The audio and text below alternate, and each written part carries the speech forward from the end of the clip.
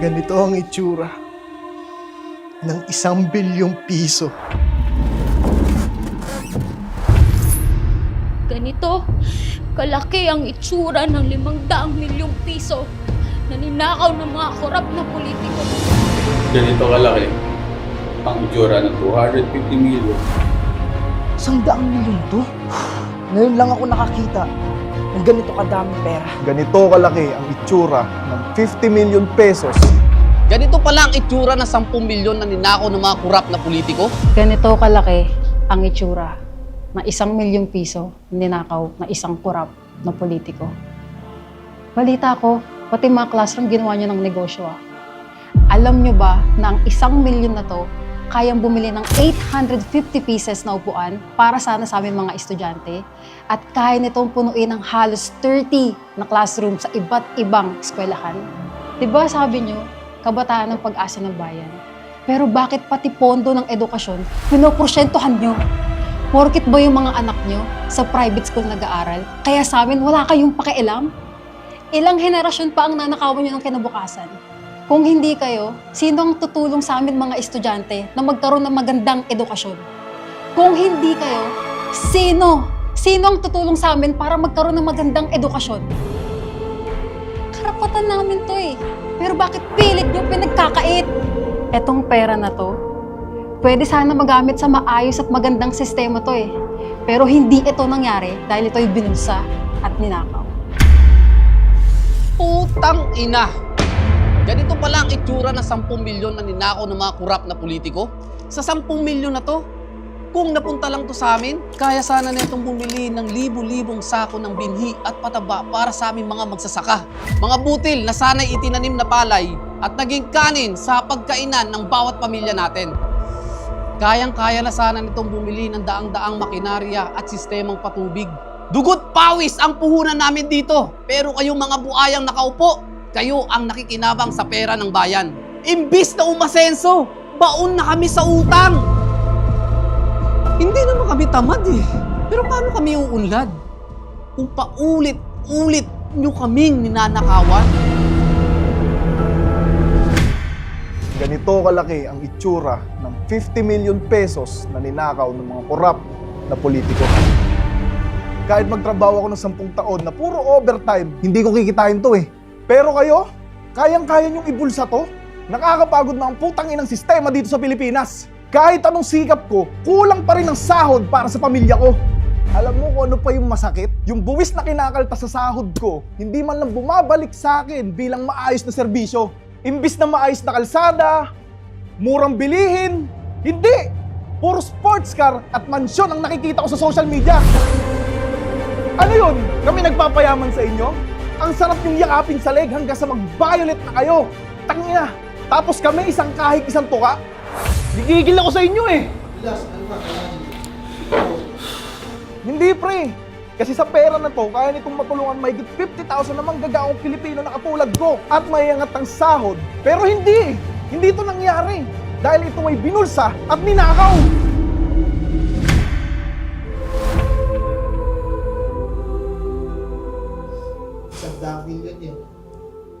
$100 milyon to? Ganito pala kadami ang mga ninakaw ng mga kurap na politiko. Ngayon lang ako nakakita ng ganito kadaming pera.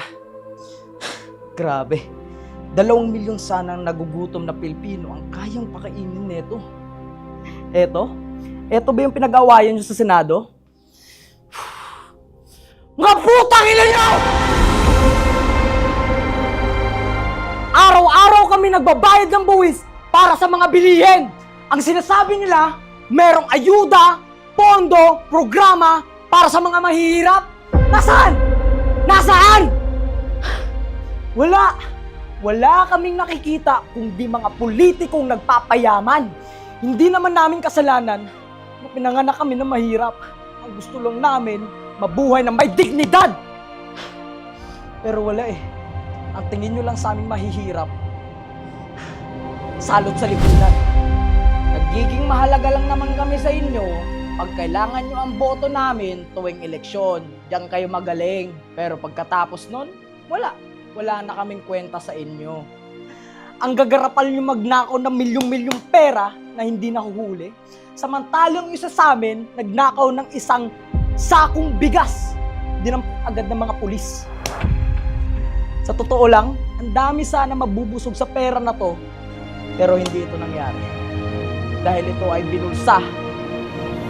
Ninakaw.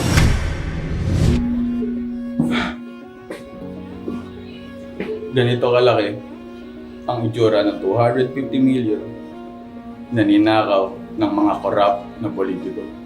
Araw-araw akong bumabiyahe sa kalsada, nainitan, nauulanan, para lang makapag-deliver at may mauwi sa pamilya ko. Hindi nyo ba kayang gumawa ng tapat na proyekto na hindi nyo pinoprosyentuhan? Sira ang daan, puro lubak, halos buhay na namin yung kapalit sa bawat biyahe namin eh.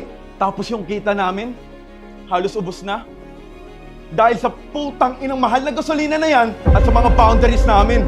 Di ba may pondo naman para sa kalsada, murang serbisyo at suporta sa aming mga rider. Pero saan napupunta? Putang ina. Ayun! Nasa bulsa ng mga buhaya. Tapos pag na-aksidente kami, wala kaming makuhang tulong. Kapag nawalan kami ng trabaho, wala kaming masasandalan. Sa malaking halaga na to, kaya nitong gawing ligtas at maayos na biyahe ang mga libo-libong tricycle driver, bus driver, jeepney driver, at sa mga kapwa ko rider na araw-araw na nagsasakripisyo para makapaghanap buhay. Pero hindi ito yung nangyari dahil ito ay binulsa at ninakaw.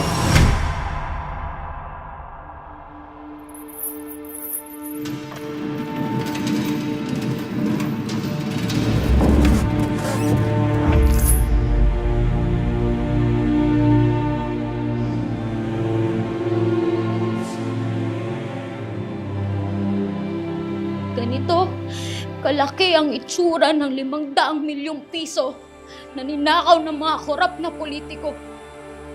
Kung napunta sana to sa amin, kaya sana nitong magdagdag ng halos 5,000 hospital beds para sa mga pampublikong hospital.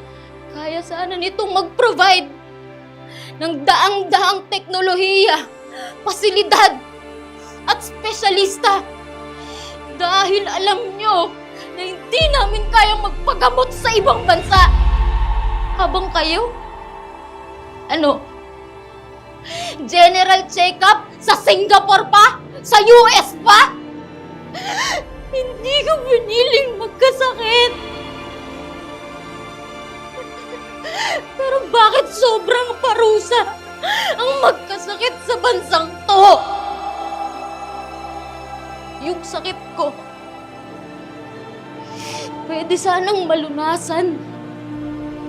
Kung meron lang sanang gamot at maayos na paggamutan. Pero pagdating ko ng ER, ang sinabi sa akin, wala daw gamit, wala daw gamot, wala daw bakanting kama, walang doktor, lahat na lang wala. Patayin niyo na lang ako!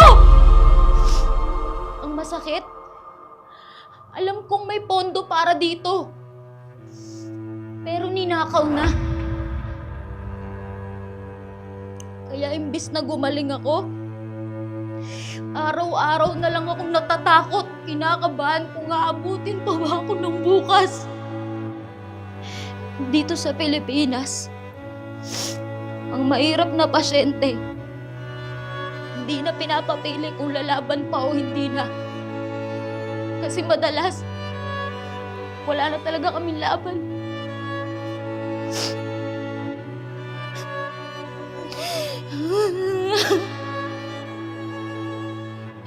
Hindi na tama!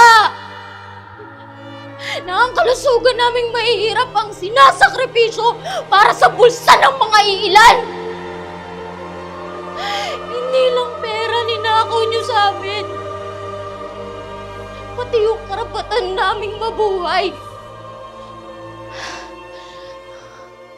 Marami sanang matutulungan at mabibigyan ng pag-asa tong pera na to. Pero hindi yun nangyari. Dahil ito ay binulsa at ninakaw. Ngayon tanong ko sa'yo, hindi ka pa rin ba galit?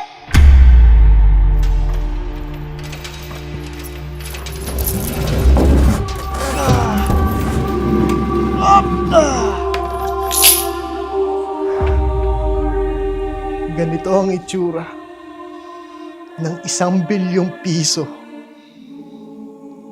na ninakaw ng mga korap na politiko. Kung napunta lang sana sa amin to, mababawasan ng halos 2,000 namamatay kada taon. Bawat sakuna, nakakatulog sana kami ng mahimbing na hindi nangangamba sa kaligtasan ng aming pamilya sa tuwing bumabagyo at umulan. Tapos sa isang iglap, inanod lahat ng baha, lahat ng meron kami! Bahay! Gamit! Pati mga alaala sa aming tahanan! At ang pinakamasakit, hindi bagyo yung sumira sa amin, kundi yung korupsyon.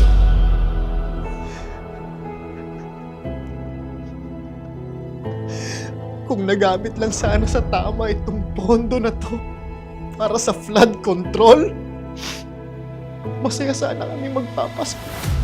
Kung maayos sana yung evacuation center, di sana hindi kami nagsisiksikan na parang hindi kami tao. Kung napatayo yung mga tulay na sinasabi nilang ghost project, di sana hindi kami na-isolate o nagugutom habang kaming lahat basang-basa at giniginaw sa labas. Kayo namang mga korap, komportable kayong natutulog sa mga mansyon nyo galing sa taong bayan. Oo, bagyo nagdala ng baha sa lugar namin. Pero ang tunay na sumira sa buhay namin ay ang kasakiman! Na hanggang ngayon, umiiral sa ating bansa. Pero hindi pa huli ang lahat. Sana may natitira pang kahit konti na kaluluwa sa mga taong nakaupo sa gobyerno. Patuloy pa rin kaming umaasa na sambayan ng Pilipino na sa hinaharap magkakaroon tayo ng pagbabago.